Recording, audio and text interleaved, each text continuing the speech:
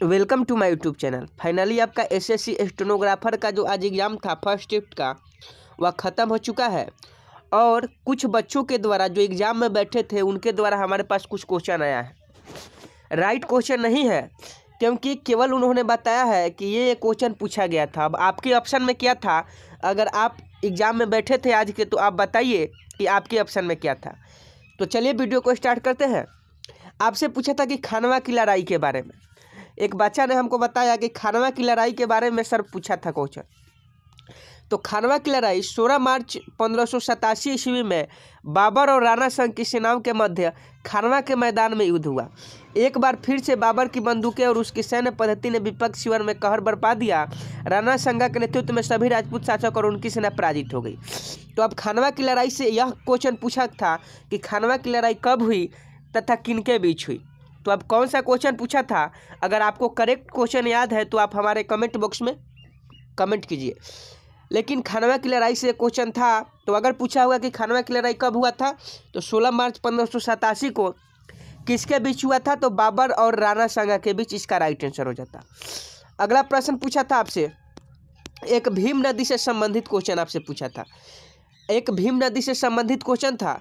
तो भीम नदी का पूरा हम जो भीम नदी के बारे में जो भी इम्पोर्टेंट जानकारी है वह हम आपके लिए ये यहाँ लेकर आए हैं ताकि इसके देखने के बाद आपको ऑप्शन याद आ जाए और उस ऑप्शन को आप कमेंट बॉक्स में कमेंट कर दीजिएगा।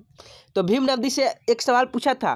भीम नदी जिसे चंद्रभागा नदी भी कहा जाता है, भारत के पश्चिमी व दक्षिणी भाग में एक प्रमुख नदी है। यह दक्षिण पूर्व दिशा में 861 किलोमीटर बहती है। महाराष्ट्र, कर्नाटक और तेलंगाना राज्यों से गुजरती है। अंत में कृष्णा नदी में विलय हो जाती है। इसका उद्गम स्थल पश्चिमी घाट की भीमशंकर पर्वत श्रेणियाँ है। तो हो सकता है कि भीम नदी से क्वेश्चन यह पूछे कि भीम नदी का दूसरा नाम क्या है, तो इसका चंद्रभागा नदी नाम है। हो सकता है यह पूछे कि भीम नदी किन राज्यों से होकर गुजरती है, तो महाराष्ट्र, कर्नाटक और तेलंगाना। और क्वेश्चन ये भी हो सकता है पूछा होगा कि भीम नदी किस नदी में जाकर मिल जाती है, तो कृष्णा नदी में मिल जाती है। और भीम नदी कहाँ से, इसका उद्गम स्थल कहाँ है, तो भीमशंकर पर्वत श्रेणियाँ इसका उद्गम स्थल है।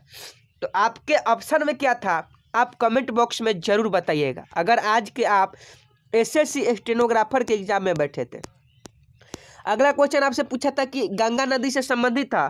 तो यही क्वेश्चन पूछा था कि बांग्लादेश गणतंत्र की सरकार और भारत गणतंत्र की सरकार के बीच फरक्का में गंगा नदी जल के बंटवारे पर संधि हुई। क्वेश्चन आपसे ऐसे पूछा था कि भारत सरकार और किस सरकार के बीच फरक्का में गंगा नदी जल के बंटवारे पर संधि हुई, तो इसका राइट आंसर बांग्लादेश हो जाएगा। ऑप्शन में था नेपाल, भूटान, चीन, बांग्लादेश। तो इसका राइट आंसर बांग्लादेश हो जाता। बांग्लादेश के सरकार के द्वारा और भारत सरकार के द्वारा 1906 में फरक्का में गंगा नदी जल के बंटवारे पर संधि हुई थी। तो इसका राइट आंसर बांग्लादेश हो जाता है। अगला क्वेश्चन आपसे पूछा था, यह सभी आपके बच्चे के द्वारा बताया गया है जो लड़के एसएससी स्टेनोग्राफर का आज एग्जाम दिए हैं, जिनको उनको जो भी याद था वह क्वेश्चन हमको बताया है। अगला पूछा था, राष्ट्रपति अपना त्याग पत्र किसे देते हैं, तो उपराष्ट्रपति को। और आने वाले शिफ्टों के लिए यह बहुत जरूरी है। उपराष्ट्रपति का पद रिक्त होता है तो सीजीआई उसका जो पद होता है वह संभालता है, और सीजीआई का पद रिक्त होने पर लोकसभा स्पीकर को उसका पद दे दिया जाता है। अगला प्रश्न आपसे पूछा था कि भारत में मौद्रिक नीति किसके द्वारा संचालित की जाती है, तो भारत में मौद्रिक नीति आरबीआई के द्वारा संचालित की जाती है, जिसमें bank rate policy, reserve system, credit control policy आदि शामिल है।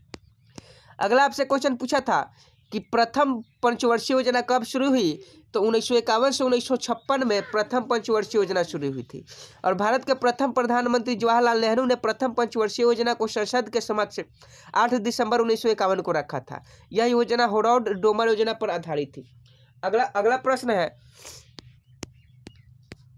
प्रश्न आपसे पूछा था सीपीयू के, कंप्यूटर से संबंधित एक प्रश्न था कि सीपीयू में किस मेमोरी को बढ़ाने पर कंप्यूटर की स्पीड बढ़ जाती है, तो रैम को। प्राइमरी मेमोरी को बढ़ाने पर उसकी जो क्षमता है वह बढ़ जाती है। अगला प्रश्न आपके एग्जाम में पूछा था कि प्रथम राजीव गांधी खेल रत्न किसे दिया गया था, तो प्रथम राजीव गांधी खेल रत्न जो है विश्वनाथन आनंद को दिया गया था 1991 में। और राजीव गांधी खेल रत्न भारत में दिया जाने वाला सबसे बड़ा खेल पुरस्कार है, जिसकी स्थापना 1991 से 92 ईस्वी में हुई। अगला प्रश्न आपसे पूछा था कि मौलाना अबुल कलाम आज़ाद 1923 के विशेष अधिवेशन में, यहाँ से कुछ क्वेश्चन था लेकिन कुछ करेक्ट आंसर स्टूडेंटों ने नहीं बताया, इसलिए यहाँ से जो क्वेश्चन था मौलाना अबुल कलाम से एक क्वेश्चन आया था। अब कौन सा क्वेश्चन था, अगर आपको याद है तो आप जरूर कमेंट बॉक्स में बताएं। लेकिन कांग्रेस अधिवेशन से क्वेश्चन था, तो कांग्रेस अधिवेशन से कौन सा क्वेश्चन था आप वो कमेंट बॉक्स में जरूर बताएं। और जैसे ही पूरा क्वेश्चन हमारे पास आता है उसका एनालिसिस हम आपके लिए इसी चैनल पर लेकर आएंगे। तो आप इस चैनल को सब्सक्राइब कर बेल आइकन को जरूर प्रेस कीजिएगा। और अगर आपके एग्जाम में यही क्वेश्चन पूछा गया था तो आप चैनल को सब्सक्राइब जरूर कीजिएगा और इस वीडियो को लाइक कर दीजिए, ताकि जैसे ही पूरा क्वेश्चन हमारे पास आए वैसे आपके लिए वीडियो बनाए और आपका नोटिफिकेशन जो है आपके तक पहुंच सके। मिलता है नेक्स्ट वीडियो में, तब तक ले जय हिंद जय भारत।